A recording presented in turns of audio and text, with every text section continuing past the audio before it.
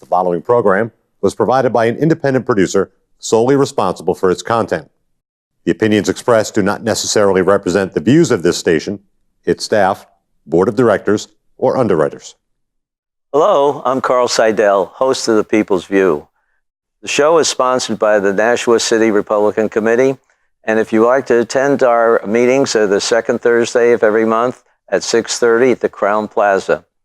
And if you want to find out more about our organization, you can go to nashuagop.org to see our website and learn about the events that we have.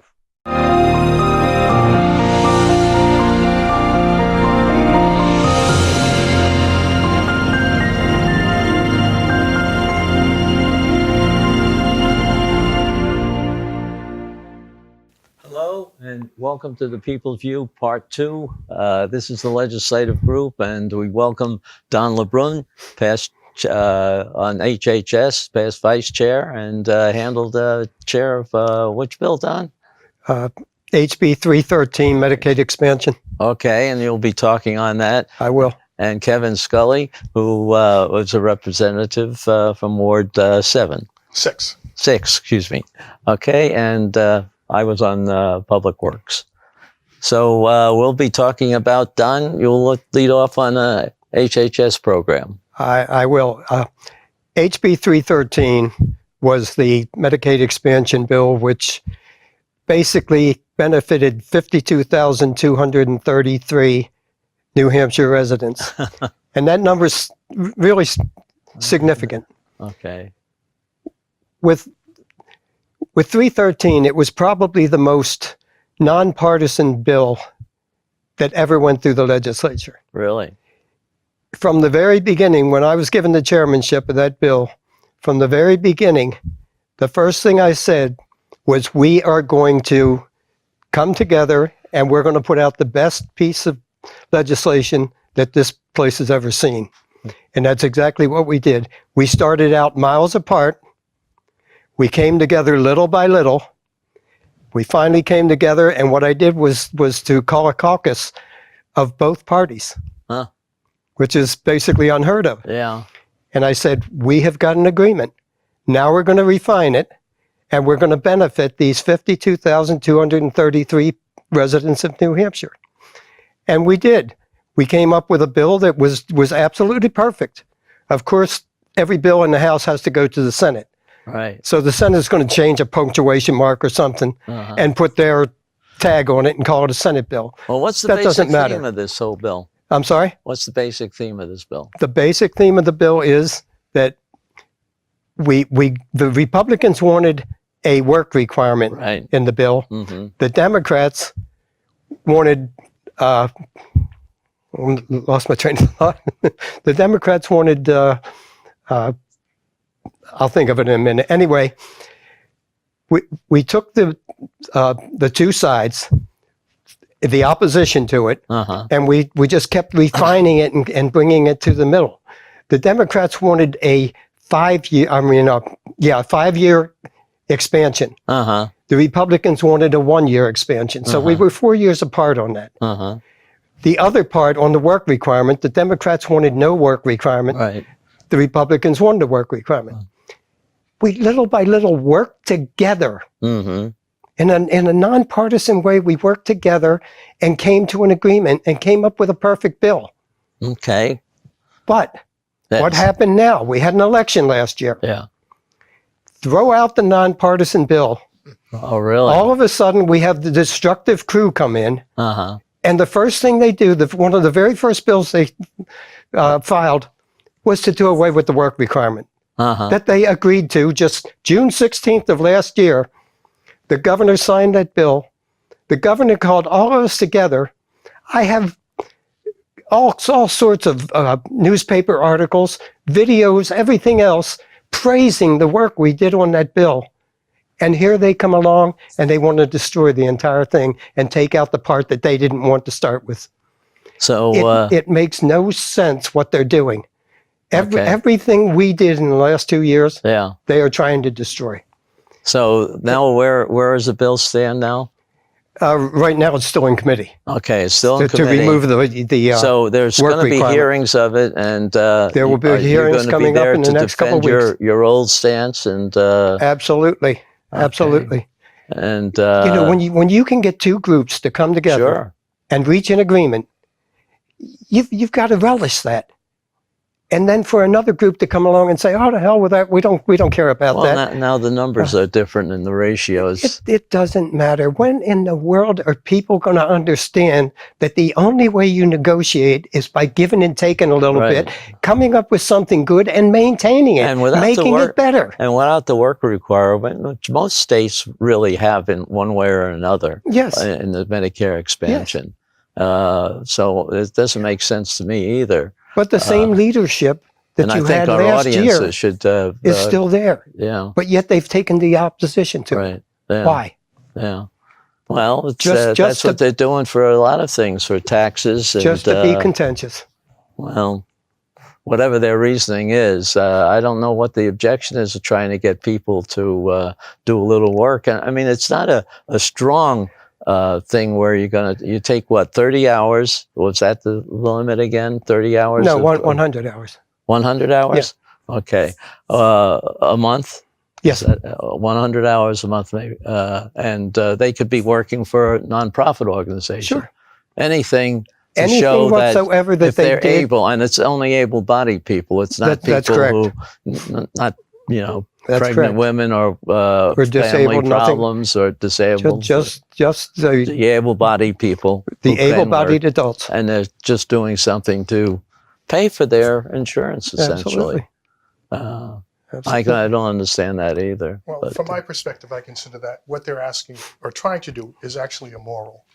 Because, again, if you consider society to be a giant wagon that we're all trying to pull together to get, towards progress, and we ask that people get partially out of the wagon to help push it a little bit, which is to get jobs and to get some kind of income. The Democrats are basically saying, all jump back in the wagon again, and all the people who are out there working for a living, they're going to pull you. And cut the horses loose and let the wagon go over the cliff. So it's just wrong. I mean, you can't just go to a person and say, I'm going to take your precious resources that you generated from the sweat of your brow, and I'm going to give them to these other people who are doing absolutely nothing. That doesn't make any sense. It's wrong. And it's wrong. I think it's bad for the people, too, because it gives them a false sense of security. I don't think that's what they're going to get. What did you hear out of Washington last week? The willing and the unwilling. Yeah. Well, if I'm willing and all of a sudden somebody says you can be unwilling, which choice am I going to take? Well, there's a lot of people that are living off the milk. If you know what I mean. Living very well. I mean, and the irony is, I know our Democrats are so big on sustainability. You hear that word being used all the time. How about sustainable government? Where everybody's contributing and we can pay for everything because everybody's chipping in and helping. That's sustainability. And, the way of keeping the taxes down is by doing a little bit of work for some of the things that you're getting. Of course. Anyway, Don, I wish you luck on that. I hope you can get them to drop that bill. I'm not sure right now they have the ability to listen to reason. It doesn't. I really don't think so. There are a number of things that are going up there. I mean, this cancellation of the student scholarship thing, which has been a successful program. And so many kids have been able to get education that works for them. I think that we in Nashua need to know that. I mean, while there's a lot of good things going on in the school district, there's a lot of bad things too. And, we'll find out later when it comes to budget time for whether they're going to get an increase, even though their number of students are going down, decreasing. Well, they talk about student debt. What's the matter with going to a college you can afford? That's right. I mean, there's all sorts of jobs out there. You don't need to go to a college. We shouldn't be paying their debt. No, if they want to go to that sort of school, let them pay for it. Sure. I mean, they ought to realize that's their debt is no different than a charge card. If you charge something, you're going to pay for it. When you get out there and you find out you build up debt, Nobody's going to come along and says, "Oh, forget about it. I'll pay you for it." Well, that's exactly what they want. Yeah, That's exactly what they want. Well, I hope we have somebody wake up here, and I hope in local elections and state elections that people are voting for people who are going to be aware of how we have to pay our bills. I just hope the constituents are taking notice. Yeah. And think about it between now and 2020. Well, let's skip over. Kevin, do you have something you wanted to bring up? Well, I did. I went to our last Nashua School Board meeting, and unfortunately, the school board has decided to delve into a political area that I really think they should have steered clear of. As a backstory, there's a bill that's being proposed in up in Concord. I think it's HB 101. And the gist of the bill is to give back to the local school boards the control over gun policy in the schools. Now, on the face of it, it's unconstitutional and basically illegal. However, that never stopped some people from trying to do that when they wanted to take away the rights of others. Right. Well, now, so a letter was sent by the Nashua Democrat representatives to the board asking them to put out a letter of support. I actually went to the board meeting, and I stayed for a while, but it wasn't on the agenda, and none of the Nashua Democrat representatives showed up to talk about it, so I assumed it wasn't going to be taken up.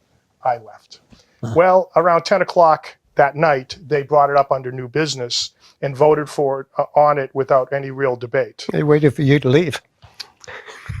Well, so they voted on a recommendation to send a letter to the Education Committee saying that the Nashua School Board supports this bill. Now, it was a highly contentious vote. It passed 5-4. So there were a lot of people, who on the board just barely passed. The folks who were in the minority asked the school board president, I think it's Heather Raymond, that she at least make note in the letter being sent to the Education Committee how deeply divided the board was regarding this issue. She said that she would. The letter went out, and that wasn't in it. So I think there may be a separate letter that's being sent so people have a sense of the fact that this is not a unanimous recommendation of the school board. And I'd like to talk about this a little bit, if I may. I'm going to hold this up, and I don't know if the viewers at home can see this or not, but this is a representation of the number of mass shootings that have occurred in the United States since 1950. If you see that tiny blue sliver, that is the number of mass shootings that have occurred in a zone where guns were allowed. The sea of orange or red, whatever it is, 98 or 98%. 98% of the mass shootings that have occurred in the United States since 1950 have occurred in gun-free zones. And make no mistake about it, the school board wants to have this law passed so that they can reinstitute not only a failed policy, but a hideously failed policy. I mean, the definition of insanity is trying to do the same thing over and over again and hoping for a different result. They're trying to do it again. So with your permission, if I may, I did have a brief statement I wanted to make at the school board meeting. I never got a chance to do that. I'd like to do it here. If no other reason, I can excerpt this from the tape and I can post this. All right, so here is my objections to that bill. 98%. That is the percentage of mass shootings that have in designated gun-free zones that have occurred in America over the last 50 years. 98%. Let's run down a few of the recent mass shootings that people are familiar with to help prove this point. Parkland, gun-free zone. Pulse nightclub, gun-free zone. Sandy Hook, gun-free zone. Columbine, gun-free zone. Anybody who's been paying attention can see the gruesome pattern that is played out over and over again. Good people are made helpless and bad people kill them. And yet, despite the fact that the science has been settled by gruesome experience, a group of Nashua legislators want you to put their radical anti-freedom agenda ahead of the safety of our students. The bill they are asking you to support, HB 101, is a wolf in sheep's clothing. Our legislature has wisely kept for itself control over issues of personal freedom and safety to ensure that in our state, from Claremont to Portsmouth, all are treated the same. HB 101 seeks to usurp that control and allow the local tyranny of a few to restrict the rights of the many to the detriment of the safety of all. We must not support that. It has been said that the definition of insanity is to do the same thing over and over again, hoping for a different result. This legislation is the textbook definition of insanity, and the price of that insanity may be our dead children. Nothing is more important than the safety of our children, and in the name of that safety, I'm asking you not only to tell these legislators no, but I'm asking you to contact these legislators and tell them and the members of the House Education Committee not to support this reckless regulation. The status quo in New Hampshire is clearly working. New Hampshire is safer than Canada, and we have never had a mass shooting in one of our schools. Freedom is working in New Hampshire. Personal responsibility is working in New Hampshire. It's working. If it ain't broke, don't fix it. Say no to this reckless legislation. Please contact your local legislators and tell them to oppose the passage of House Bill 101. Well, I hope the message gets to the local legislators. They weren't there at the meeting. So. No. Let me ask you a question, Kevin. If I'm a devious individual or I'm suffering from some sort of mental problem, where am I going to look to go to harm people? You're going to go to the place where it's the easiest place to do it, where you're sure that nobody can stop you. Would that be a gun-free zone, maybe? Oh, yes, it would. It absolutely would. And that's what I don't understand.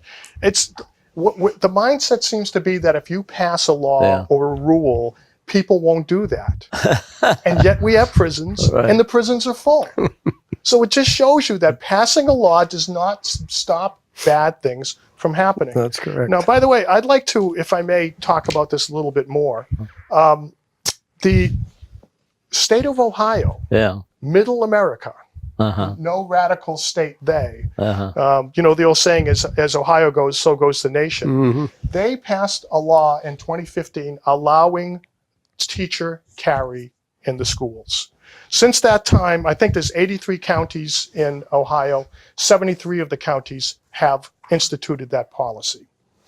There is a program that they started there, and it's called FASTER. And I don't know if I can find the acronym, but it's basically faculties and administrators, stop threats and emergency response. And I looked into this a little bit. It's a comprehensive teaching. And a lot of the teaching, two things, it's not just gun training. It's understanding emergency situations and how to respond to them. It is so important to have a plan in place before bad things happen. So everybody knows where to go and what to do. And the other thing that this training does is it basically teaches them the same things that the Army teaches combat medics, which is most people who are shot do not die instantly. And a lot of those kids in Parkland didn't die instantly. But what they did do, they died of blood loss. And so really if you can get somebody like an EMT to that person quickly enough, you could very well have saved many of those lives. But in the situation of Parkland, first of all, their school safety officer cowardly hid outside and didn't go in and try to stop that man. And when the police showed up, they established a defensive perimeter and did not let the EMTs go into those kids. They said, you can't go in there because we don't know what the threat is yet. And so it took, I think, over a half an hour before they finally could go in there. It did. And a lot of those kids who died could have been saved had they been able to get immediate attention. So the training that the school administrators and teachers are getting in Ohio is emergency training. They have the equipment they need, the gauze, compression patches and things like that in the schools. They know how to use them. They're taught to know where to go immediately and where to put the kids in to try to keep them as safe as possible. And finally, a certain select few have been trained in the use of firearms. Those firearms are kept in lock boxes with biometric locks, so only people, the thumbprints of people who've been trained can open them. And here's the thing. If they stop that person, God forbid they have to shoot him to do it, or at least hold him at gunpoint, at that point, then the real EMTs can come in because the threat has been eliminated. They won't let them in until the threat's eliminated. So the best and safest thing you can do is to have people in the schools who are trained to, one, stop the threat immediately if necessary, and two, save those lives until the real medical professionals can show up and do that. So that's what's going on in Middle America, in Ohio. They recognize the reality of evil.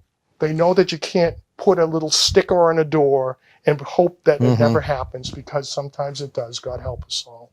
And we should acknowledge the reality of those facts, prepare ourselves accordingly.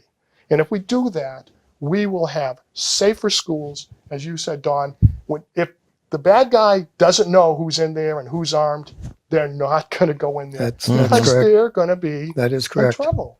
I mean, let's face it. If you go into the wild and you look at, like tigers and lions, they don't try to take on the toughest critters there. They look for the weakest. They try to take them out at no risk to themselves. As soon as there's a possibility of a fight, they stop because they don't want to risk their own lives. They're not looking for a gunfight. They're looking for a massacre. Exactly so. Yeah. Exactly so. So I have to tell you, my fellow citizen in New Hampshire, this is a terribly inconceived bill. And this goes to the issue of gun control across the board here. One of the first things I think we learned as legislators is there a demonstrated need? Is there a reason why we have to say to somebody, you can no longer do this or you must do that? And when you look at New Hampshire, it is the safest, basically the safest state in America. We're safer than Canada. Why are they trying to do this when everything's working so well? So please contact your legislators and tell them to leave personal safety alone. Allow us to be able to protect ourselves and, more importantly, the children in our schools. Definitely. So vote this dangerous and ill-considered legislation down. Well, I hope that the school board is listening to that, and so whatever happens in the school, they at least train the teachers, as you say they do in Ohio. Right. So that can be for any kind of emergency. Absolutely. I mean, absolutely. It's not just gun. I mean, violence. here in New Hampshire, you might have a flood, all of a sudden, or something like that, rather than a gun problem. And the interesting thing too, if I may add one other thing, when they decided to offer this training, they weren't sure they were going to get enough people to apply. They had so many people they had to turn them away because they didn't have the ability to bring handle them all in. So there are a lot of people out there who I think want to protect themselves and, more importantly, are willing to put themselves in danger to protect their children. Our children, their charges, don't make them victims. Right. Allow them to at least have a chance of saving our precious children. And saving their own lives, too. Yeah. Well, very good. I'm getting off the soapbox. Well, let's talk about some other good things that are happening around here. There's a sci-fi university coming to Nashua. I don't know how many of you read that in the paper. That's an interesting approach. It's all this digital training. People are going to have a digital university that teaches sci-fi education and how to write a book or do things like that. What do you think of that opportunity? I saw the headline, but that's all I saw of it. Well, I'd love the ability to learn how to build a warp drive engine. So if they could teach me how to do that, I'm all for it. NASA would like that too. They can teach you how to write about it, but that's about it. The other, Don, you were talking about Harbor Homes recently. Yeah, I attended the Harbor Homes fundraiser this morning. And Peter Kelleher, you can't say enough good about the job the man does at Harbor Homes. And this morning's fundraiser was all about the first responders, the safe station. There was a young lady that spoke there that is a former addict, a recovered addict. And never having spoke before a crowd before, that lady poured her heart out, and she had the audience spellbound with her story of how she resisted treatment, and then she would get to the point where she was looking for treatment again, and she was afraid that she wouldn't be accepted. All that sort of thing. It's unbelievable what an individual goes through in seeking treatment.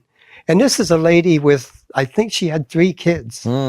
And she had all sorts of problems because the state was about to take her children away. Her mother helped out with that, and she kept her children. She now has her children. Her family's intact. But what that lady went through for years to try to get off of those drugs was absolutely unbelievable. And thankfully for Harbor Homes, I don't know how much they raised today, but I think it was an astronomical amount. Good. Because the cost was extremely high. Everything they did there was extremely high, and everything had a price tag on it. If you wanted the tablecloth, you could have bought it. Yeah. But it went for a good cause.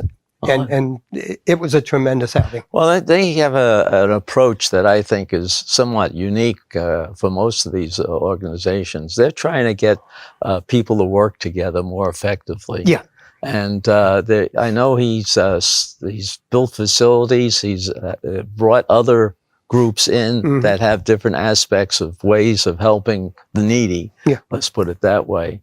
And it is a problem, and I don't think people realize, well, if you're smoking, you got a habit, you know how hard it is to get rid of that. Well, it's worse with the other drugs that people are getting. And, we're going to have marijuana coming out, I'm afraid. Right now, I don't think people realize the problems.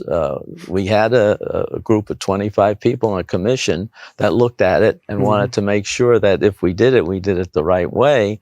And there's a lot of things that people don't understand that you have to have in place to be able to take care of people, because while the marijuana does not kill you, it certainly puts you in an addiction that controls your life. It's definitely a gateway drug. That's right. And it's a thing that, my doctor says that he wouldn't give it unless you're in hospice, because it does affect the brain. And that was the initial intent. Right. And I think we have to worry about that. We have to know how to be able to treat that, how to recognize people who are under the influence, and see if there's any long-term, because there are psychotic problems that come out of use for some people. Some people are a little bit more sensitive to that than others. Not everybody handles it the same. That's right. Yeah, other people know how to, it's like any alcohol. You know, people can have a beer every night, but none of them are drinking 6 or 8 of them a night. That's the alcohol. And another guy can have one, and he's back, what they call it, on the wagon or whatever it is. Yeah. Well, one of the things the alcohol industry did do that made sense to me was they put the strength of or the percent of alcohol in each one of the bottles on the label. So you at least had some sense of exactly how strong that was before you started pouring yourself a water glass, That's right, yeah. As I think I had said before, is the fact that you're not sure of the strength of the marijuana that you got, or the drug. And so it's very important that we have some controls in place where people understand that, half an ounce of this is equal to 8 ounces of that. They found out that you can, it's going commercial, that supports a whole new development. They're refining the marijuana that they're growing so that some of it is 10, 20 times stronger than others. And yes, they are supposed to be putting a percent on there to let it know, because you can't just say you can have 1 ounce of it, because 1 ounce could be 10 times more effective than the other ounce.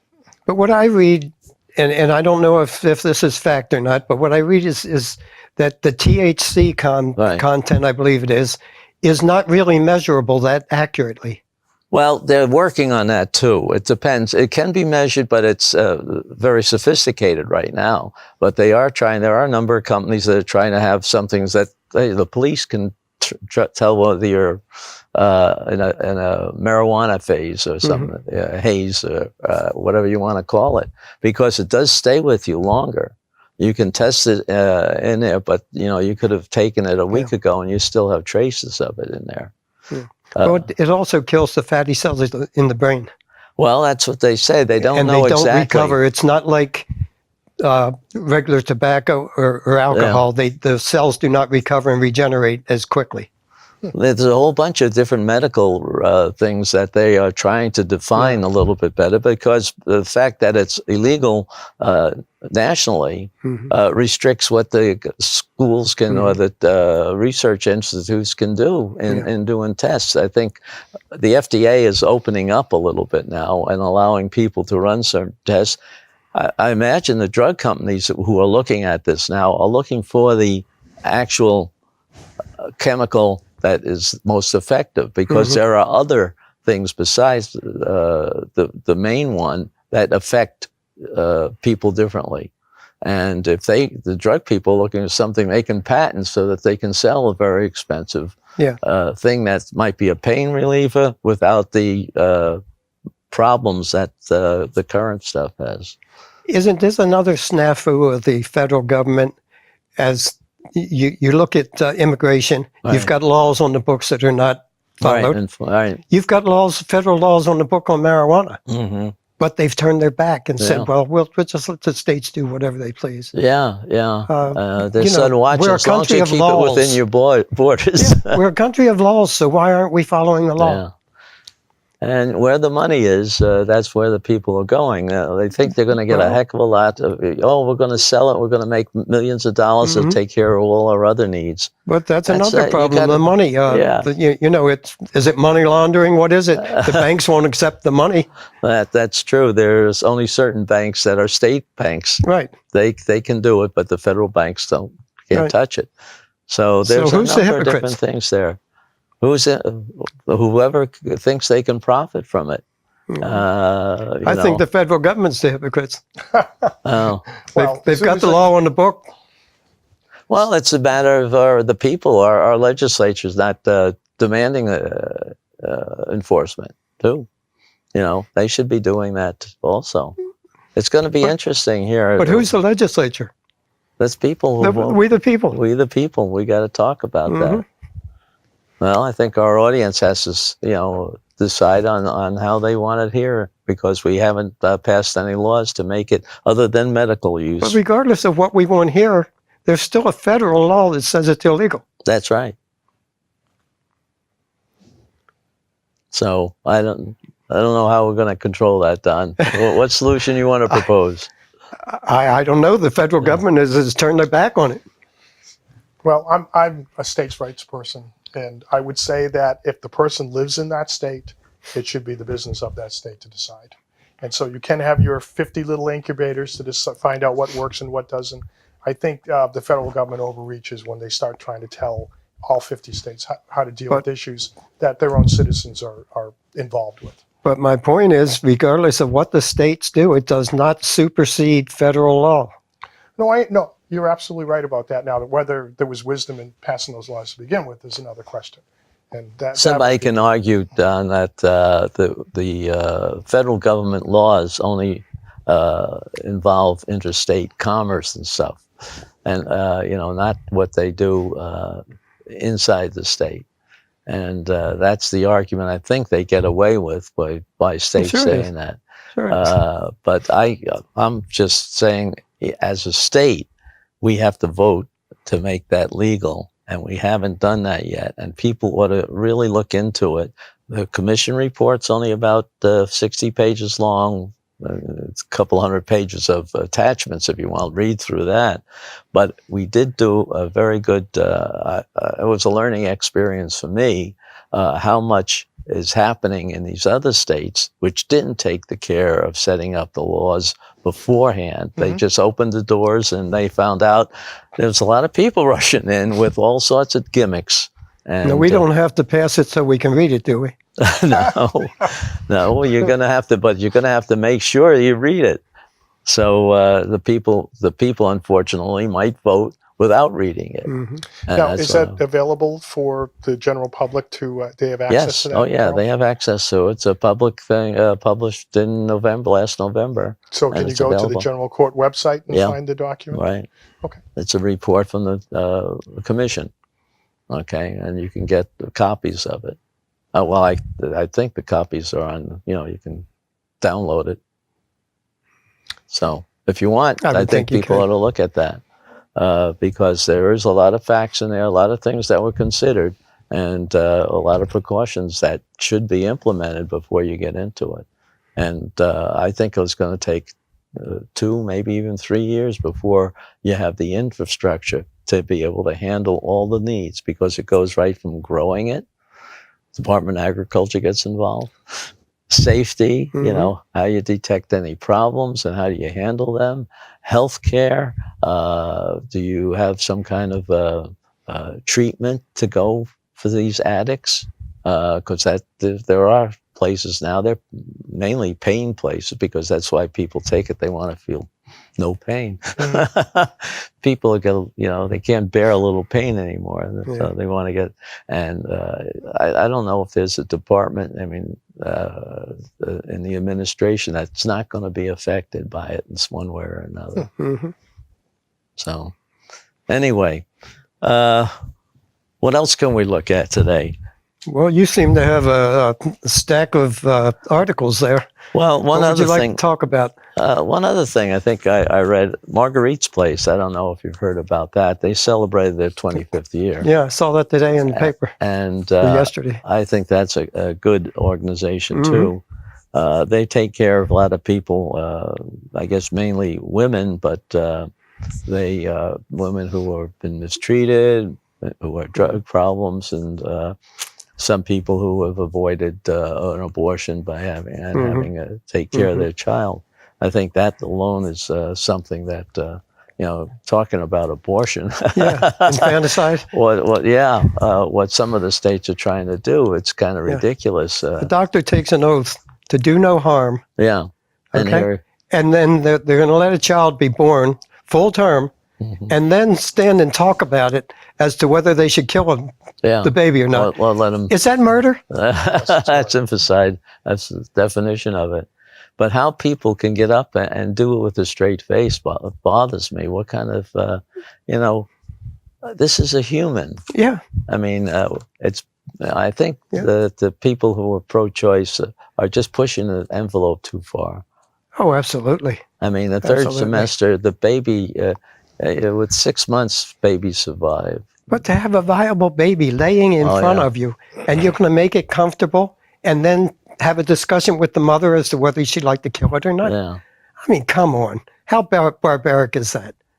Well, it's funny, too, because this is the slippery slope. Because once you have decided that people don't have the intrinsic right to life, and it's a decision of the state to decide whether it's beneficial for them to live or not, you know that everybody on the back end of life is going to be, they're coming after them next. And then it'll be the folks who have retardation or severe disabled physical disabilities. I mean, isn't this straight out of the Nazi eugenics program? And what is going on here in America? So, I mean, you have to decide, do we have an intrinsic right to live? And I think everybody sitting here thinks that answer is yes. We don't have the right to make that decision about one of what I would consider to be God's unique creations. That's a peer of ours. We have no right to take the life of that peer. When those squigglies make their way upstream, they're alive. When they fertilize that egg, they are alive. They don't die. They are alive from that point on. That's a life. I agree. No, I agree. Well, it's funny. I did go up and testify before one of the committees when we were trying to get the post-viability abortion ban. And I asked a simple question. There are some who do not believe that life begins at conception. I asked a simple question. Is there anybody sitting in this committee right now whose life didn't begin with conception? Could you please stand up and be recognized? And nobody stood up. Every single person's life Is that sort of like cast the first stone? Yeah, kind of, really. It's like, I'm sorry. I mean, what I really find amazing is that let's go back a little ways to the Scopes monkey trial. Yeah. Do you remember that? Mm-hmm. And it was the whole issue of Darwin and natural selection. Right. The whole, and so it was really funny because people were mocking the folks who had this classical biblical belief that the world was started 6,000 years ago and that there was no evolution in terms of that. And everybody kind of chuckled and said, look at those crazy religious zealots. The science is clearly showing this. That's exactly the case here. The science is clearly showing life begins at conception. Absolutely. And yet you have, and I don't know what you want to call them, if you want to, well, if secular humanism is a religion, the religious zealots of secular humanism who are basically telling us to ignore the science, it's what we think is right. That's right. Yeah. And that's what I really find amazing. The irony of this escapes them. Well, But where does the do no harm come in? yeah. I mean, all of a sudden there is no such thing as do no harm. Well, it's because they get away with it because it's not defined, as you said, as a human being. If you have to say the human starts at conception, then you can't do an abortion, period. Right. I mean, the rule left that in there. I think there was one of the supports there said that because there's no definition of when life begins, you're making an arbitrary decision with this. Until you make that definition, anybody can put an arbitrary decision in, and if everybody agrees with it, that's the law. But what they're basing this on is the umbilical cord is still attached. No. Therefore, that is not a viable individual. That's terrible, isn't it? I mean, So when you cut the umbilical cord, then it becomes a viable individual. Oh. But of course, you can still kill them after that now. Oh, yeah. Oh, yeah. Trying to pass. I mean, this is where the insanity is going. And I'm just hoping that, again, it's funny. I grew up, I was my family are Kennedy Democrats. My dad was a postal worker and a union man. And it's funny. It's like when Ronald Reagan said was, I didn't leave that party. The party left me. It took a radical left turn. And I got to tell you, from my perspective, in terms of what we're seeing at the national level too, they're driving down the road to crazy town. Yeah. But this party is not seeing the light. A number of different ways. Yeah. I mean, So, what I'm hoping is, it's funny, they have that walk away movement. Yeah. And here's the thing. I'm not saying give up your what you believe in or your principles or anything else. But at some point, you have to look at the folks running the current Democrat Party and say, you are so far gone down crazy road. I cannot stay with you anymore. I mean, become an independent. You don't have to become a Republican. I'm a conservative. I actually know a few that have left the party. I mean, I just tell people, I joke, I say I caucus with the Republican Party because they're much closer to what I believe in than, what the Democrats are. So what I'm hoping is you folks need to make an intervention here and say, I cannot be part of a party that would promote this. But in a way, I think they're following their heritage, their mode of operation. You get people out there saying something loud enough, long enough, you believe it, or they believe it. And I think that's what's happening. We got a lot of loudmouths out there talking loud, getting their face out. And of course, the media is going after them because they have a crowd. And then all of a sudden, it's out of hand. There's more people. They think it's all right to believe that way. But that's basically the non-ability to think for yourself. That's right. They're not thinking for themselves because they've been led so long. They'll go after anybody with some kind of authority. And they're taking the ability to get on TV or something else, social media, and keep on repeating the same ugly statements.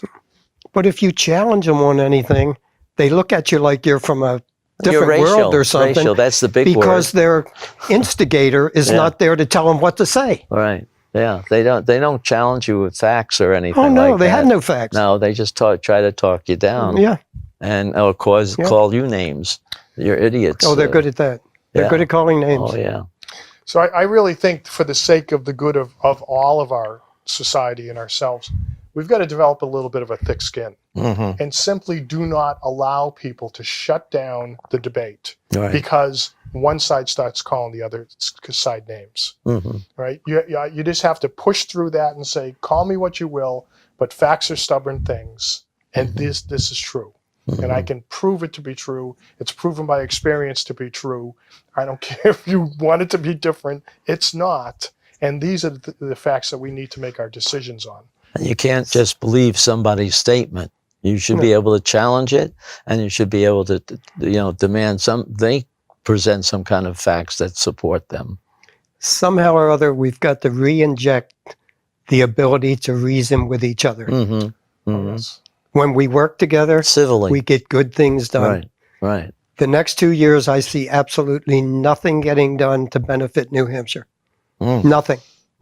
Because all they're interested in is tearing down what was built, everything that was built, instead of improving on it. And the only way you go forward is to improve on what you have. Right. That's the way that the approach should be, really. Looking at something, is it successful? Is it failing someplace? We have to fix it, or do we, have to eliminate it? But you do it in a systematic way. The voice of reason. Right. All right. Well, thank God Governor Sununu was reelected. Hopefully, again, he will veto the worst of the craziness that I'm afraid is going to be coming out of Concord. I understand where you're coming from, but my point is, why should he be in that position? If we were working together, he would not have that position. He would be getting good progressive bills on his, and I don't mean progressive in the way they do, but bills that are progressing New Hampshire on his desk to sign. He wouldn't be getting controversial bills that he has to look back to see what we did originally and see what they're doing to destroy it. Well, I think we've done enough to attack what's happening as we see it from the bad view, and hopefully that our audience appreciates our discussion and they question their people who are up there running their lives for you. They ought to really get into the details of what's happening.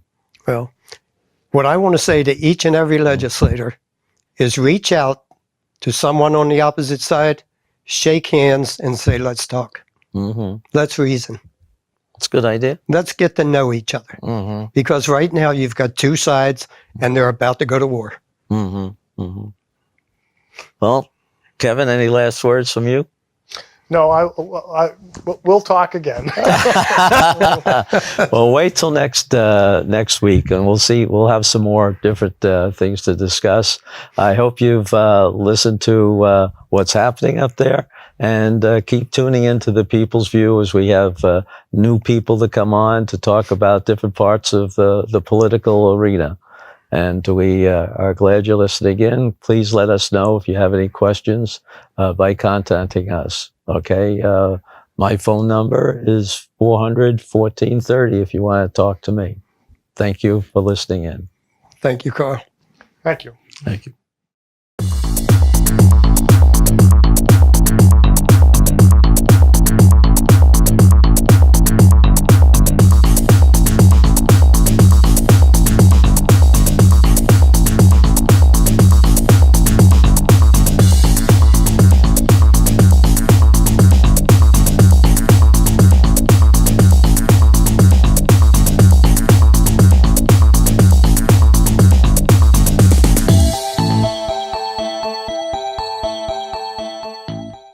The preceding program was provided by an independent producer solely responsible for its content. The opinions expressed do not necessarily represent the views of this station, its staff, board of directors, or underwriters.